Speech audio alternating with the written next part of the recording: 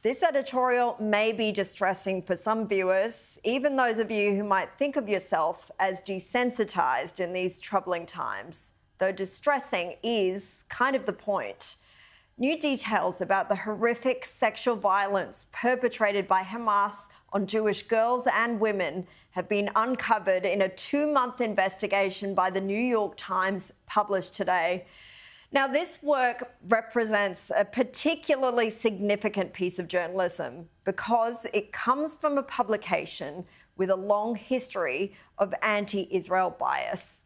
Its own former opinion editor, Barry Weiss, a Jewish centrist who quit in disgust in 2020, has repeatedly called out her former masthead over this bias, including tweeting last month, "If you thought that the Hitler-loving reporter in Gaza that the paper had appointed was the only scandal at the New York Times, think again."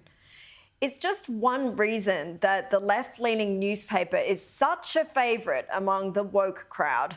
Only 5 days ago, it attracted criticism for publishing an opinion piece written by the Hamas-appointed mayor of Gaza, which entirely blamed Israel for the mass devastation of the war. There was an alarming but predictable lack of self-awareness and accountability for his own government's actions, both in starting this war with the worst attack on Jews since the Holocaust and in maximising its civilian toll. And it went completely unchallenged on the pages of the Times. Keep all that in mind when considering its latest investigation. The report on the sexual violence on October 7 relied on verified video footage, photographs, GPS data from mobile phones, and interviews with more than 150 people, including witnesses, medical personnel, soldiers, and rape counsellors. It established that the attacks against women were not isolated events, but part of a broader pattern of gender-based violence on October 7. It identified at least 7 locations where Israeli women and girls appeared to have been sexually assaulted or mutilated. The victims included Gal Abdush, mother of 2 from central Israel, whose half-naked body was found sprawled on a highway. Her face was burned beyond recognition, her right hand covering her eye, her legs spread, private parts exposed. Another woman's corpse was found in the rubble of a besieged kibbutz, with dozens of nails driven into her thighs and groin. 2 dead female soldiers at a base near Gaza appeared to have been shot directly in their vaginas. An eyewitness who had been at the dance party that Hamas militants attacked spoke at length to the newspaper and to Israeli police and recounted seeing groups of heavily armed gunmen rape and kill at least 5 women. The same witness said one victim, a young woman, was knifed by her rapist, another victim mutilated. The details of those attacks are too harrowing to repeat on television. She says she saw terrorists carrying the severed heads of 3 other women. Another eyewitness, Raz Cohen, recalled seeing a young woman at the dance party being dragged naked and screaming across the ground by 5 armed men.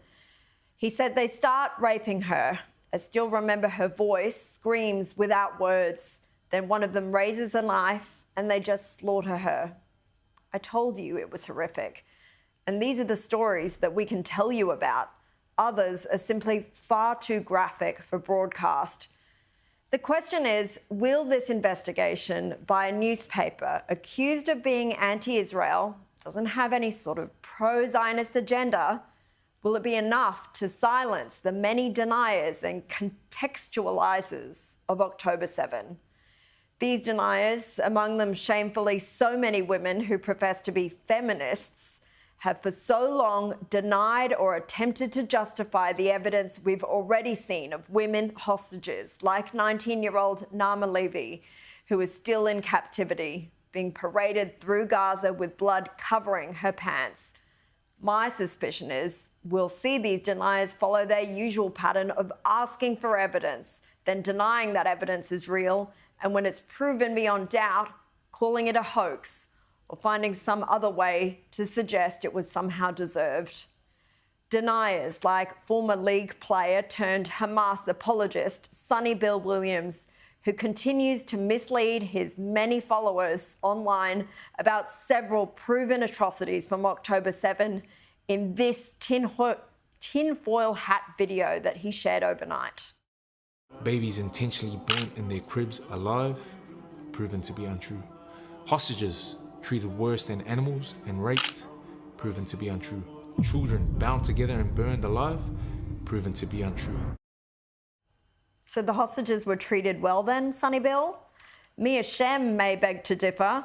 She spent 54 days in captivity and has given an interview to Israeli TV channel, due to air tomorrow. In a preview clip, she alludes to the sexual abuse that she was subjected to by Hamas before being brutally kidnapped. בחלק העליון של הגוף. ואז משום מקום מישהו משם משך אותי בשיער, הכניס אותי לרכב ונסע לעזה. כמו חיה שם בספארי.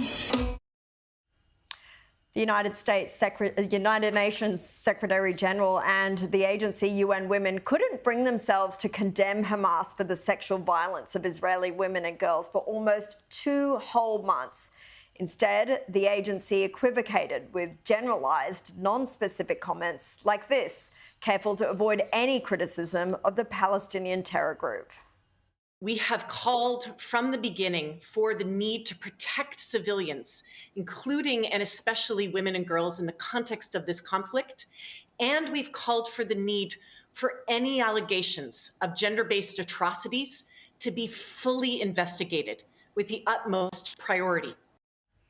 When UN Women did finally put out a statement condemning the atrocities on the 1st of December, they said they unequivocally condemn the brutal attacks by Hamas on Israel on 7 October and are alarmed by numerous accounts of sexual violence. But they couldn't help both beginning and ending the statement by lumping in the Israeli women's suffering with that of Palestinian and other women. They said, "We reiterate that all women, Israeli women, Palestinian women, as all others, are entitled to a life lived in safety and free of violence. Jewish women simply did not deserve to have their pain and suffering validated without some false moral equivalence attempted to be drawn with the deaths of Palestinian women, however deeply tragic and regrettable those civilian deaths are, in the resulting existential war that Israel was dragged into unwillingly by Hamas." And the ceasefire now crowd can just go take a seat. Hamas is a genocidal terror organization that has broken or refused multiple ceasefire offers and have no interest in peace, not until every Jew is dead. And not even then. You're next at home. The UN statement was too late anyway. Their woefully prolonged silence and that of other women's groups like the Women's March and the Me Too movement has already given license to so-called feminists and anti-Semites around the world and here in Australia to deny, minimise and contextualise the rape of Jewish women. There's a reason the hashtag #MeTooUnlessYou'reA-Jew has gone viral. But back to that first victim, Gal Abdush. Her husband was also killed by Hamas, his body found badly burned a few days after hers. The male victims in this must never be forgotten either. They are no less important. The Times article ends with Ms. Abdush's mother recounting how she lies with her daughter's orphaned children until they fall asleep every night. One of those nights, the 7-year-old asked her, "Grandma, how did Mum die?" He may be too young to know the truth, but the rest of us have an obligation to ensure that truth is never forgotten.